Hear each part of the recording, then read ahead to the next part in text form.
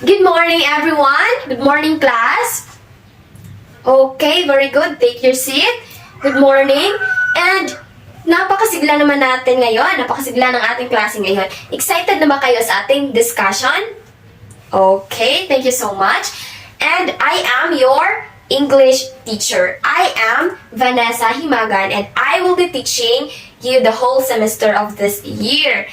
And before we start our discussion, I will check your attendance first. Kasi napaka-importante ng attendance natin. Kasi may corresponding points po ito sa inyo at karagdagang puntos para mas lumaki pa ang inyong grado. Kaya, huwag umabsent para may plus points. Okay, let me check your attendance first. Santos, Villacampa, present. Himagan, present. De la Cruz, present. Okay, all of you are present today. Clap your hands. Give your classmates a healthy clap. Ayan, very good. Perfect attendance tayo ngayon. Okay, alam nyo ba ang ating topic ngayon? Napaka-interesting ng ating topic ngayon. And before that, magdi-discuss muna tayo ng ating classroom rules. In my class, I want you to listen, not to talk with your seatmates, not to talk while I'm talking in front of you. I need to borrow your ear, listen carefully so that you will acquire the knowledge that I want to instill in you. At hindi kayo mahirapan sa pag-intindi ng aking ituturo at makukuha nyo agad ang gusto kong iparating sa inyo para may matututunan kayo sa ating klase ngayon. Mamaya na kayo mag-ask ng question kapag tapos na si teacher magsalita para hindi maguluhan at paulit-ulit ang ating discussion. Is it clear? Okay, clear and understand naman. And now, our topic for today is all about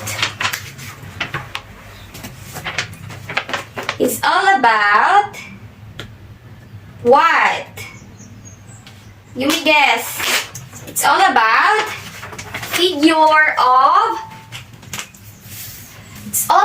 figures of speech. So when you hear the word figures of speech, what word will first come into your mind? Okay, De La Cruz. Okay, very good. Other hand, other idea. Wants to share? Okay. What's your last name? Okay, Santos? Okay, very good. Thank you so much for sharing your ideas, class. Ayan, hindi tayo mahiya kasi open and walang mali sa inyong mga opinion. Lahat yun ay tama. And I really appreciate those students na magpa-participate sa aking klase. Okay, figures of speech. Alam natin na may maraming figures of speech. But today's lesson, we will discuss only 5 of them para hindi kayo mahirapan i-process lahat yun. Kasi sa pagkakaalam ko, there are 15 of them, and maybe the other figures of speech is already discussed in your grade 8 because we are in grade 9 na. So let me clear it to you na we discuss only 5 today for you to able to really understand. Kasi kung lahatin natin, mahirapan kayo kasi ang napakadami niya.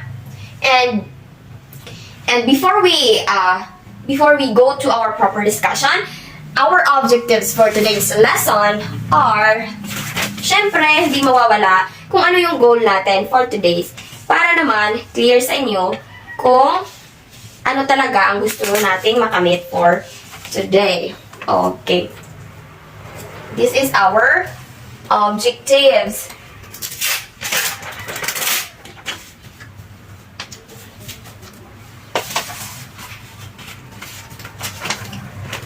Ayan. Okay, this is our objectives. First, pagkatapos ng ating klase, at the end of the discussion, the students, my students, are expected to, letter A, define the different types of figure of speech. Letter B, differentiate each figure of speech. And you will be able to identify and write your own sentence using each figure of speech. Kailangan, sa una nating objectives, kailangan alam nyo kung paano i-define kung ano yung figure of speech para you have the knowledge. Kasi kapag maghalo-halo siya, hindi mo maintindihan. Kailangan mo i-define kung ano ito at ano ito.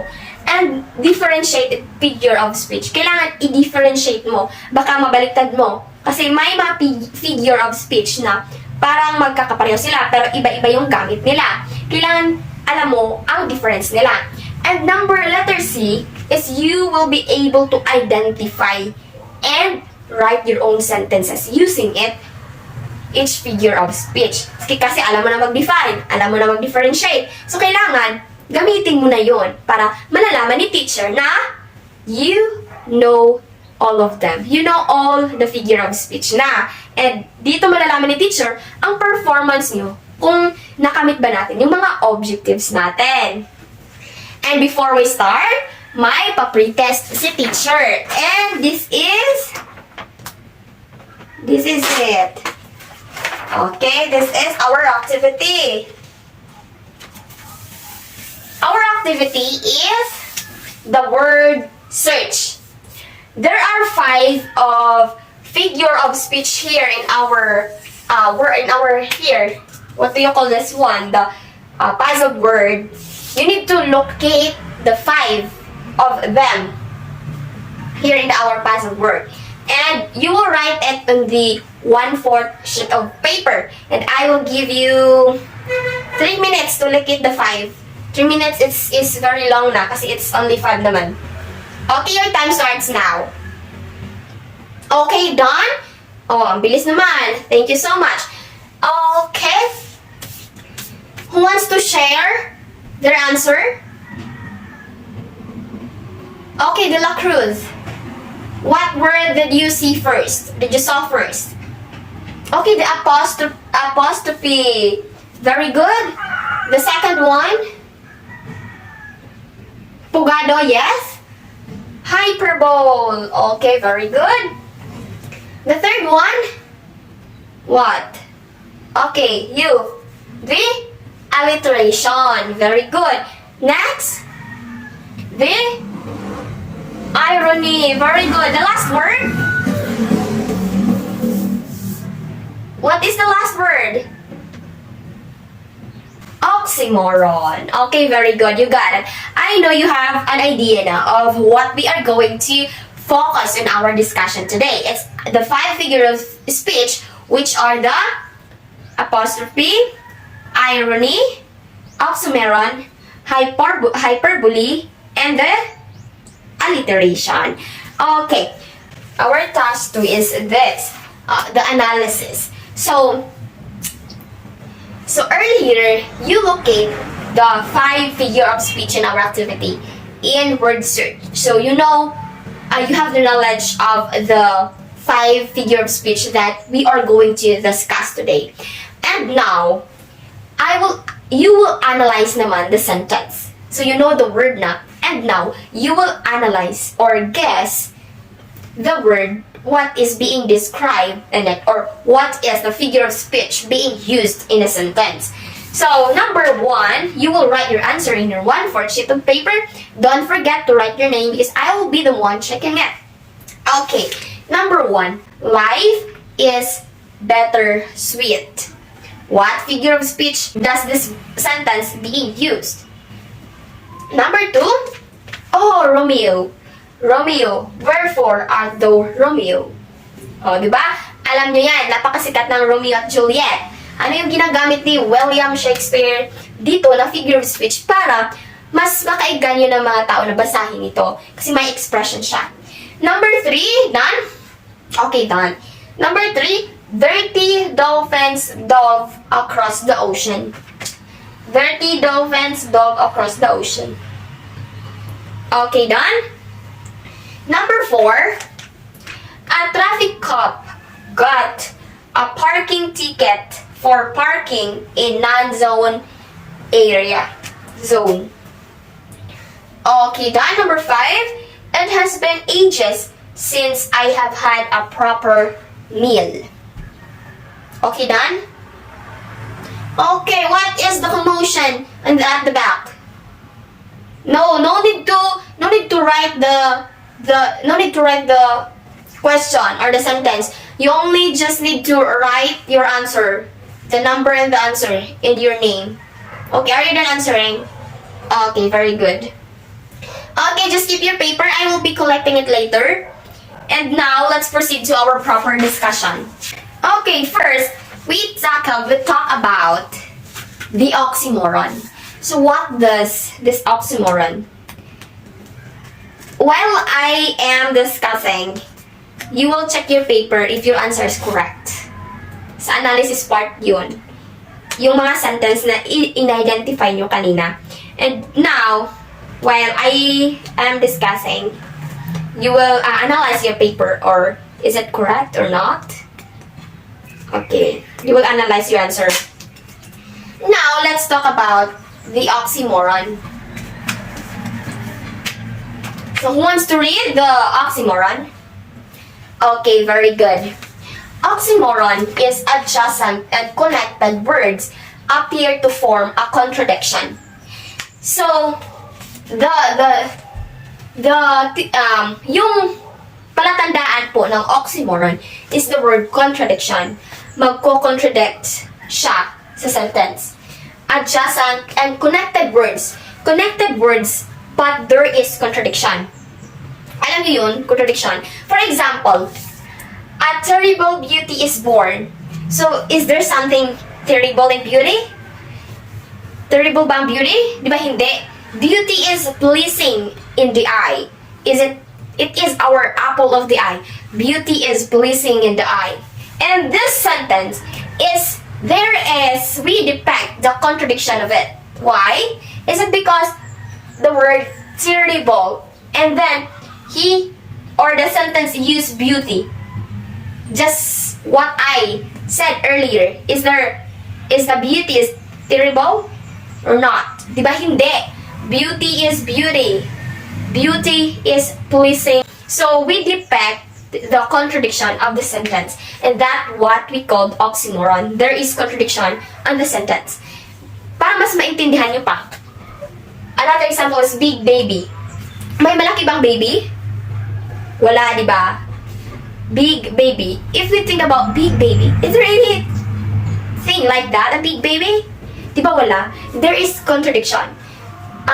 Connected words but have contradiction. Just what our example here. Terrible and beauty. Connected silang dalawa. And a big and baby. Connected silang dalawa. Pero nag-contradict yung idea nila. Yung idea nila is nag-contradict. Connected but contradiction. Parang kayo ng jowa mo, connected kayo, pero may contradiction. Charot lang, class. Huwag mo na mag-jowa. Okay, na-understand ba ang oxymoron? Ang lagi nyo lang tatandaan dito sa oxymoron is meron siyang contradiction. Connected words but have contradiction. Okay? Clear? Any questions? Okay, very good. The second one, let's talk about irony. So, let's move our objectives muna. So, the irony is words are used in such a way that their intended meaning is different from the actual meaning of the word. So, ang irony is ginagamit siya sa mga words, pero ang intended niya is, yung intended na pinihiwatig niya is kabaliktaran or the opposite meaning of the word that he wants to tell you. Parang, basta opposite meaning of the word that you want to tell everybody. Parang, is it ironic? Parang ganon. Parang ano siya, parang reverse psychology, kumbaga, kung tawagin, ang irony. Kasi yung intended meaning mo, hindi kabaliktaran ng gusto mong sabihin. Or, it is the opposite of the literal meaning of the word. The opposite meaning of the literal meaning of the word. Kabaliktaran siya sa actual na meaning ng words na gusto mong ipahiwatig. Basta sa irony is, ang lagi niyong tatandaan dito is ang opposite, kabaliktaran sa meaning ng words na inyong sinasabi. Kanina, sa oxymoron, ang natatandaan is connected words but meron silang contradiction. Dito naman sa irony, opposite, kabaliktaran na naman. Tandaan nyo, ang keywords nyo, pag sinabing oxymoron, contradiction. Pag sinabing irony, opposite. Gets? Okay. Para mas naintindihan pa, meron tayong example. A pilot has fear of heights. So, makapag-pilot ka ba kung takot ka sa heights? Hindi, di ba? A pilot is hindi takot sa heights. And then, ang sinabi niya dito, a pilot has fear of heights. Kailangan ba sa mga pilots takot sila sa heights? Parang hindi naman. Parang baliktad naman. Kasi ang totoo, hindi naman talaga takot yung mga pilot sa heights. Di ba? Contradiction siya. And, katulad din nito, ninakawan yung police station. Di ba? Ninakawan yung police station. Imagine, sila yung nagbabantay ng magnanakaw, pero sila pa yung nanakawan. Parang baliktad yung gusto mong sabihin. Opposite meaning of the word. Kasi ang katotohanan is hindi naman talaga. Kasi yung actual word na sinasabi mo is kabaliktaran nga sa gusto mong ipahiwati. Bali, ganun. Opposite meaning of the literal word. Okay? Clear? Clear. Okay. Let's proceed to number 3. Number 3, let's talk about hyperbole. And it's really interesting. Okay, the hyperbole is a deliberate exaggeration. Exaggeration, often with the intent of making a point. So the key word here is the exaggeration. Parang overreaction, kumbaga, sa gusto mong sabihin. Nag-overreact ka sa may gusto kang sabihin, you have the intention to tell something or to express your feelings pero in a exaggerate way. Parang OA masyado or hindi makatotohanan yung sinabi mo. Para i-express mo lang yung feelings mo. Parang, para malaman ng mga tao na ganito talaga yung nararamdaman mo. Pero, symbolize lang iyon ng iyong totoong nararamdaman. Pero in a exaggerate way. Ginamit mo yung hyperbole to express more. Para malaman talaga nila na ganito ako. Ganito yung nararamdaman ko today. I feel really like this today. Ganun yung hyperbole. Para mas maintindihan pa natin, we have example here. Our example here is, I'm so hungry. I could eat a horse. So, nagugutom ako. Sobrang nagugutom ako. Makakain ako ng makakain ako ng kabayo nito or horse. I could eat a horse. So, nagpapahiwatig ang sentence dito. Itong taong ito is nagugutom na talaga siya. Parang, pag sabihin lang natin, I'm so hungry, parang walang appeal. So, ginamitan ng hyperbole or the exaggeration expression to emphasize more of what we are feeling. I'm so hungry, I could eat a horse. Parang gutom na talaga siya. And then, makakahagit yun ng atensyon na, oh, this person is really hungry. And, another example is, I can reach the stars for you. Marireach mo ba ang stars? Makukuha mo ba ang stars? Napaka-imposible. Ang hyperbole is napaka-imposible. Unbelievable things that could happen in our life. Hindi siya reachable. Unbelievable things. But, napakaganda niyang gamitin sa word because makakahagit talaga siya ng atensyon or makakakuha tayo ng atensyon sa iba kapag ginamitan natin ng hyperbole yung sentence natin. Kasi, we need this figure of speech to emphasize more of our feelings. Kung ano talaga yung totoong nararamdaman natin. Kasi imagine, I'm so hungry, I could eat a horse. So imagine, kakainin na niya yung kabayo dahil sa kagutuman niya. So marirealize ng kausap niya or ng tao na she or he is really hungry. Ganon. So gaya ng example ko kanina, I can reach the stars for you. So sinasabi doon na kaya niyang abutin yung mga bituin para sa iyo. Nagpapahiwatig iyon na labis ka niyang mahal or minahal ka talaga niya ng lumbusan. Kasi imagine, kaya niyang abutin yung stars para sa iyo. So, it's impossible things, but our feelings is true. Ganun siya. Exaggeration, our feelings in exaggerate way Parang ganun. Hindi natin pwedeng sabihin na direkta lang. Parang may twists of words. Tinwist pa yung words natin para mas ma-express yung feelings natin. Okay, clear? Okay, clear. Let's review. The keyword of oxymoron is what? Contradiction. Very good. The irony. What is the keyword of irony? The opposite. Very good. Number 3, the hyperbole. What is the keyword? Exaggeration. Very good. Okay, I think you are following me. And now, let's proceed to our number 4. Okay, the number 4 is the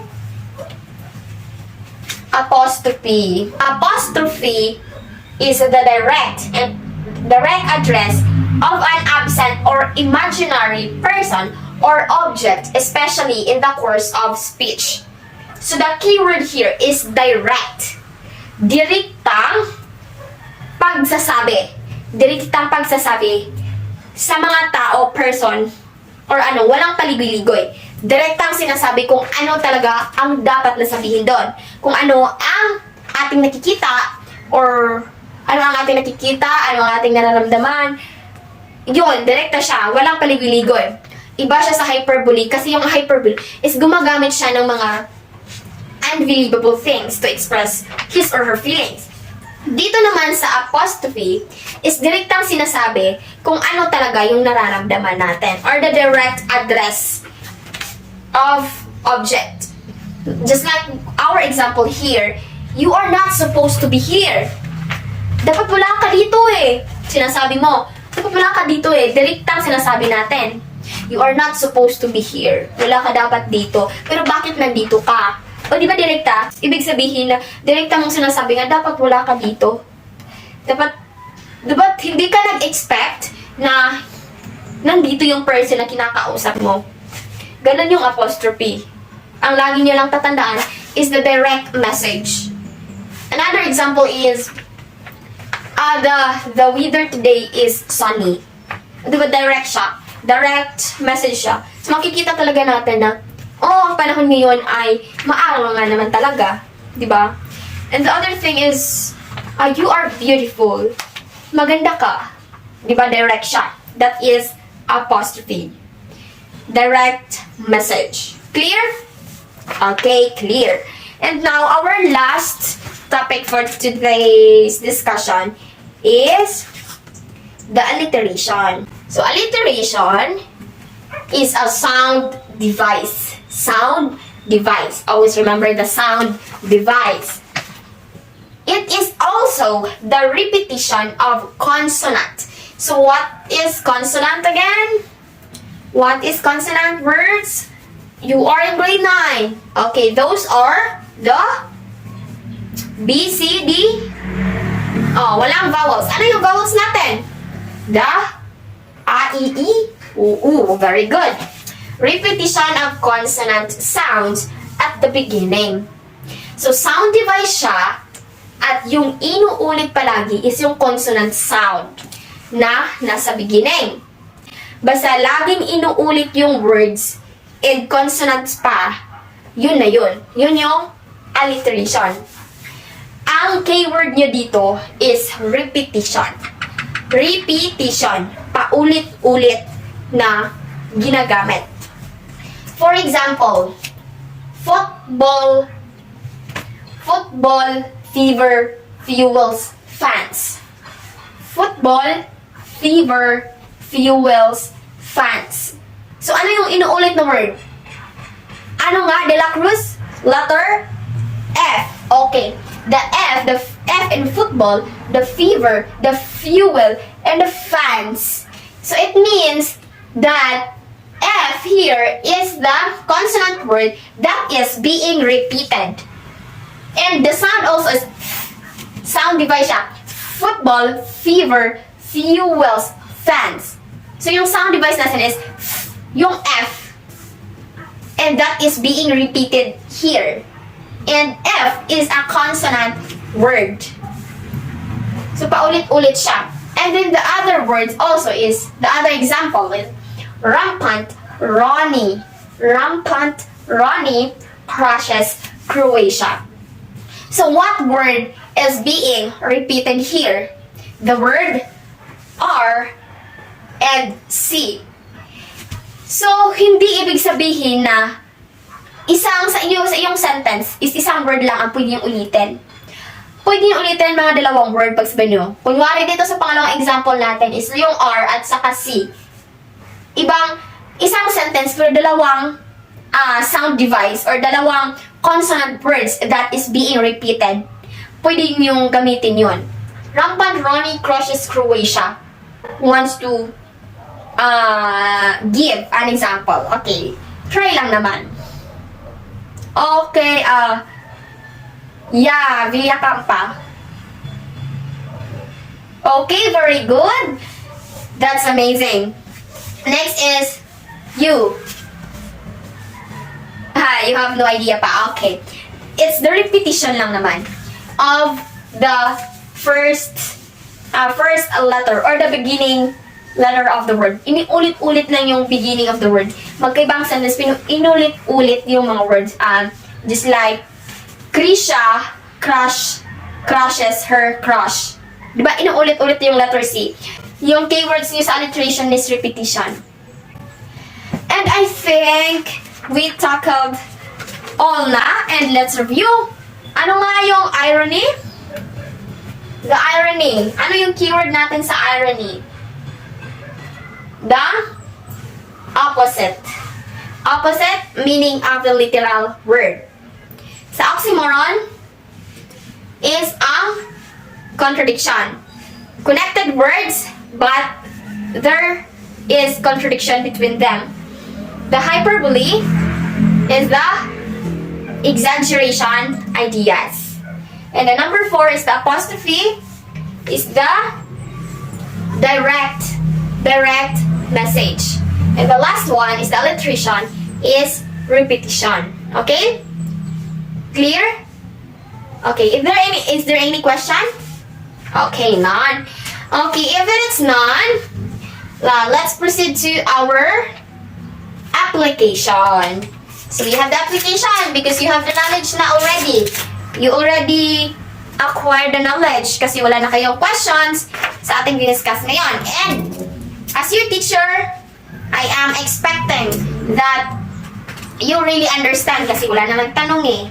Walang mga katanungan. So, I really hope that you understand. So, para malaman ko na naintindihan niyo talaga yung diniscuss ko, is mag-application tayo and you will apply your knowledge here. So, tatanggalin ko na para wala kayong references. Inaintindihan nyo naman. Okay? Let's proceed to our application. Ayan. So, our application, the direction here is create your own sentence using the different types of figure of speech. So, di ba na-discuss na natin yung 5? Ano nga ulit yung 5? Tinalakay natin about figure of speech, oxymoron, hyperbole, alliteration, irony, and the apostrophe. What is the keyword of oxymoron? Oh, very good. The irony, very good. The hyperbole, very good. The alliteration, okay, very good. The apostrophe, okay, very good. The repetition. And now, I expect that you have the knowledge na. So you need to apply your knowledge na. Here we are in our discussion of the application. So get 1/2 sheet of paper, write your name, and create your what? Isang sentence lang. Your own sentence. Isang sentence sa one sentence in each figure, 5. Bali, 5 yung gagawin ninyo. 5. Isang sentence sa oxymoron, isang sentence sa hyperbole, isang sentence sa alliteration, isang sentence sa apostrophe, at isang sentence sa irony. Ganon. Okay, I will give you 5 minutes of this to finish your work. Okay, 5 minutes is over. And keep your paper and I will be collecting it. The same with the activity sheet kanina natin ginawa at saka yung pre-test natin. Keep nyo yung mga paper nyo kasi i-check ni ma'am yun. Okay, tapos na sa application. Okay, let's proceed to our evaluation. The evaluation. Okay. Don't forget to label it kung application ba siya. Lagyan nyo yung papel nyo na pre-test, application, evaluation, and activity. Para malaman yung teacher kung saan kayo nagkulang. Kung saan kayo maraming scores, saan kayo maraming tama. Para ma-evaluate yung teacher ko saan kayo nahihirapan. Sige. Okay. Number 1.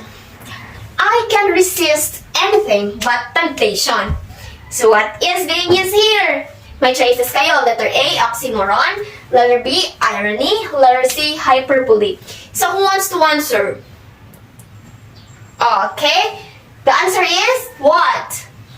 The oxymoron. So why is it oxymoron? Because of the... Okay, very good. The contradiction of the sentence. So the resist and the temptation. So, hindi mo may contradiction ang word na resist and temptation. Kaya niyang i-resist yung lahat, pero yung temptation is hindi. O, di ba may contradiction siya? Okay, very good. Number 2. I am nobody. I am nobody.